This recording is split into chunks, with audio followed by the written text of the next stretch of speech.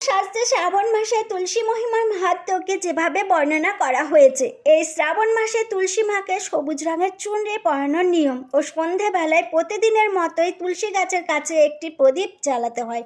শ্রাবণ মাসের এই তুলসীর গাছ নানা প্রকারের সংকেতের ইঙ্গিত জানান দেয়। সেই কারণে বাড়ির উঠোনে থাকা এই তুলসী গাছের ইঙ্গিতগুলি অবহেলা করলে চলবে না। আসুন তার আগে শাস্ত্রে এর নেপথ্যে উল্লেখিত যে পৌরাণিক ঘটনাটি আছে তা জেনে নেওয়া যাক। শিব পুরাণে উল্লেখিত আছে যে ভগবান শিবের পুজোয় তুলসী পাতা ব্যবহার করা যায় না, কারণ ভগবান শিব বৃন্দা দেবীর স্বামী জলন্ধরকে হত্যা করেছিলেন, আর সেই ক্রোধের ফলে ভগবান শিবকে বৃন্দা দেবী অভিশাপ করেছিলেন এবং তার সাথে ভগবান বিষ্ণুকে পাথরে পরিণত হওয়ার অভিশাপ দিয়েছিলেন। সেই অভিশাপের ফলে ভগবান বিষ্ণুর শালগ্রাম পাথরের উৎপত্তি হয়েছে। মা লক্ষ্মী বৃন্দা দেবীর কাছে অনুরোধ করেন যেন তার স্বামীকে এই অভিশাপ থেকে মুক্ত করে দেন। তখন বৃন্দাদেবী মা লক্ষ্মীকে বলেন যে ভগবান বিষ্ণু সর্বদা তার সম্মুখে থাকবেন। এই শর্ত রেখে ভগবান বিষ্ণুকে অভিশাপ থেকে মুক্ত করেন। তারপর মহান পতিব্রতা বৃন্দা দেবী সতী হয়ে যান এবং মহাদেবের আশীর্বাদে তার সেই দেহভস্য থেকে পবিত্র এক গাছের উৎপত্তি হয় ও ভগবান ব্রহ্মা সেই গাছটির নাম রাখেন তুলসী। সেই সময় থেকে এই পবিত্র গাছটি তুলসী রূপে পূজনীয় হয়ে ওঠে সমগ্র বিশ্ব জগতে। ভগবান বিষ্ণু তুলসী দেবীকে বরদান করেন যে সমগ্র সংসারে এই পবিত্র তুলসীকে পুজো করা হবে এবং বছরে একবার তুলসী ও শালগ্রাম শিলার বিবাহ করানো হবে। সেই জন্য সনাতন ধর্মশাস্ত্রে তুলসীকে হরিবল্লভা বলা হয়েছে, অর্থাৎ তুলসী ভগবান শ্রীহরির অতি প্রিয় একটি গাছ। তুলসী হলো এক প্রকার মা লক্ষ্মী অংশস্বরূপ। সেই কারণে হিন্দু ধর্মে তুলসীর অনেক মাহাত্ম্য আছে। শাস্ত্র অনুসারে যেই ঘরে তুলসী গাছ থাকে, যেখানে নিত্য তুলসী পূজা করা হয়ে থাকে, সেই ঘরের বিনাশ কখনোই হতে পারে না। ঘরের সামনে তুলসী গাছ থাকার জন্য অশুভ অমঙ্গলকারী শক্তিরা সেই ঘরে প্রবেশ করতে পারে না। তুলসী গাছ কোনো সাধারণ গাছ নয়, এটি একটি অত্যন্ত পবিত্র গাছ যা সুখ সমৃদ্ধি প্রদানকারী। এই গাছটি ঘরের উঠোনে বা মুখ্য দ্বারের সামনে লাগানো উচিত। শাস্ত্রে তুলসী গাছ লাগানোর অনেক মাহাত্ম্যপূর্ণ নিয়মের সম্বন্ধেও বলা হয়েছে। অনেকেই জানা অজানায় তুলসী গাছ লাগানোর সময় অনেক কিছু ভুল করে ফেলেন, যার কারণে অশুভ পরিণাম ভুগতে হয়। তুলসী গাছ লাগানোর সময় শাস্ত্রে বলা মাহাত্ম্যপূর্ণ নিয়মগুলি মানা উচিত, অন্যথা মা তুলসী মহাক্রোধিত হয়ে ওঠেন। অনেকে তুলসী গাছ লাগানোর সময় পুরনো কোনো পাত্র অথবা কোনো ধাতুর গামলা পাত্রের মধ্যেই লাগিয়ে রাখেন। এটা কখনো করা উচিত নয়। তুলসী গাছ সর্বদা মাটির পাত্রে লাগানো উচিত, কিন্তু মানুষ তো তুলসী গাছ নোংরা জায়গাতেও লাগিয়ে রাখে, যার কারণে মা তুলসী অপমানিত হন। এটা শাস্ত্রে অত্যন্ত অশুভ মানা হয়।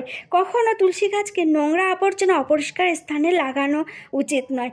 নালা নর্দমা কাছেও লাগানো উচিত নয়। এর ফলে ঘরের গৃহকর্তার ওপরে সংকট চলে আসে। ঘরের সদস্যদের শরীর স্বাস্থ্য সর্বক্ষণ খারাপ হয়ে থাকে, জীবনে কখনো সফলতা আসে না। এই কারণেই তুলসী গাছ বাড়িতে লাগাতে হয় মাটি থেকে উঁচুতে ও শুদ্ধ কোনো স্থানে, এবং প্রতিদিন তাকে সেবা যত্ন পূজা করতে হয়। শাস্ত্র অনুসারে তুলসী গাছ আমাদেরকে অনেক প্রকারের মাহাত্ম্যপূর্ণ সংকেত দিয়ে থাকে, আর সেই সংকেতগুলি আমাদের ভবিষ্যতের সাথেই জড়িয়ে থাকে। তুলসী গাছ অত্যন্ত একটি স্পর্শকাতর গাছ, অর্থাৎ সংবেদনশীল গাছ। এই গাছ প্রকৃতির বাতাবরণের ঊর্জাকে অনুভব করতে পারে। ঘরেতে আসন্ন কোনো সংকট বা বিপদের আশঙ্কাকে জানান দিয়ে থাকে এই তুলসী গাছ। এর পাশাপাশি যদি জীবনে কোনো শুভ কিছু হওয়ার থাকে বা ঘটার থাকে, কোনো শুভ খবর আসছে, ধন প্রাপ্তি হওয়ার লক্ষণ থাকলে, এই শুভ সংকেতগুলি সাধারণত বাড়ির তুলসী গাছ বুঝিয়ে দেয়। সেই জন্য প্রতিনিয়ত বাড়ির তুলসী গাছকে ভালোভাবে নিরীক্ষণ করা উচিত। ব্রহ্মবৈবর্ত পুরাণে তুলসী মাহাত্ম্যের বিবরণ দেওয়া আছে। সেখানে শ্রীকৃষ্ণ বলেছেন, যে মানুষ নিত্য তুলসী গাছের সেবা করে পুজো করে, তার জীবনে কখনো দুর্গতি নেমে আসে না, আর সেই মানুষ মৃত্যুর পর নরক গমনের যে যন্ত্রণা তা ভোগ করতে হয় না। যেই বাড়ির মুখ্য দ্বারের সামনে তুলসী গাছ লাগানো থাকে, সেই ঘরে কখনো ভূত প্রেত পিশাচ অশুভ শক্তি প্রবেশ করতে পারে না।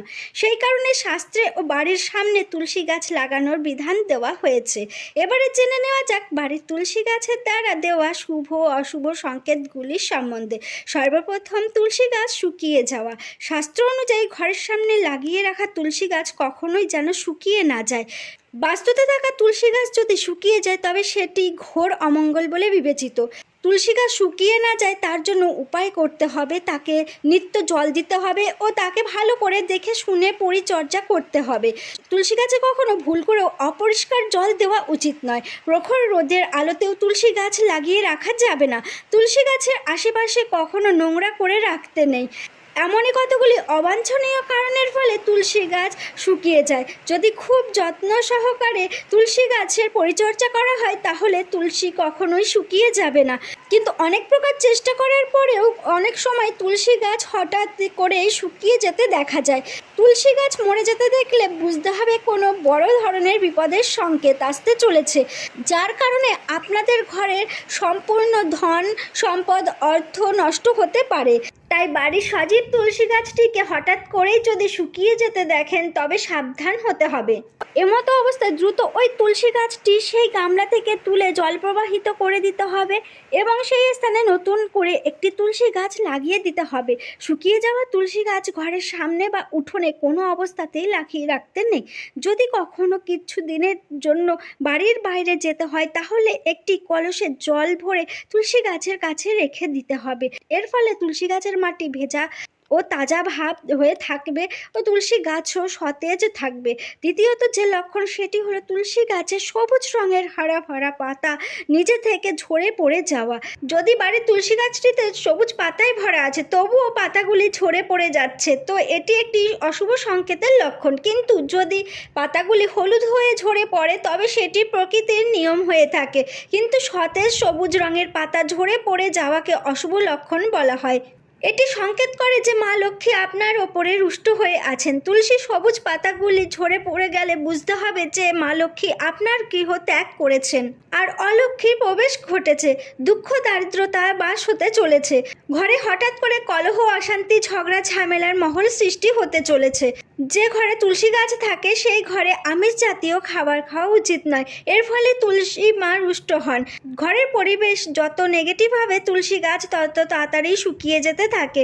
তৃতীয় সংকেত, তুলসী গাছের আশেপাশে অন্য কোনো গাছ জন্মানো। যদি দেখেন বাড়ির তুলসী গাছের কাছে আরো ছোট ছোট তুলসী গাছ হয়ে আছে তাহলে সেটি শুভ সংকেত। এই সংকেত দ্বারা বোঝায় যে বাড়িতে খুশি ও আনন্দের দিন আসতে চলেছে। আপনাদের ধন প্রাপ্তি হওয়ার অনেক পথ খুলে যেতে চলেছে অথবা ব্যবসায় বৃদ্ধি হবে। যদি ঘরের সামনে কোনো তুলসী গাছ নিজে থেকেই হয় তবে সেই ঘরে সাক্ষাৎ মা লক্ষ্মীর প্রবেশ করেছেন। যেই স্থানে মা লক্ষ্মী স্বয়ং নিজে চলে আসেন সেই স্থানে তুলসী গাছ সবুজ ও সতেজ হয়ে ওঠে। চতুর্থ সংকেত, তুলসী গাছের আশেপাশে পিঁপড়েদের আসা। যদি বাড়িতে লাগানো তুলসী গাছের কাছে হঠাৎ করে পিঁপড়েরা আসতে শুরু করে তবে সেটি শুভ সংকেত এবং যদি তুলসী গাছের কাছে অন্য কোনো পোকামাকড় দেখা যাচ্ছে তবে সেটি অশুভ সংকেত লক্ষণ হয়ে থাকে। তুলসী গাছের কাছে মাকড়সার জাল হওয়া ধন অর্থনাশের সূচক হয়। এটি দ্রুত সরিয়ে ফেলা উচিত। বলা হয় তুলসী গাছে মাকড়সার জাল হলে আপনাদের ধন অর্থ চুরি হওয়ার সম্ভাবনা থাকে।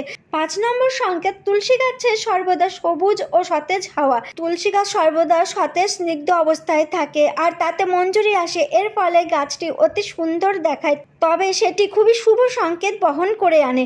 তুলসী গাছ যত সুন্দর সতেজ দেখাবে ততই সেই পরিবার সুখী ও সমৃদ্ধবান হয়ে উঠবে।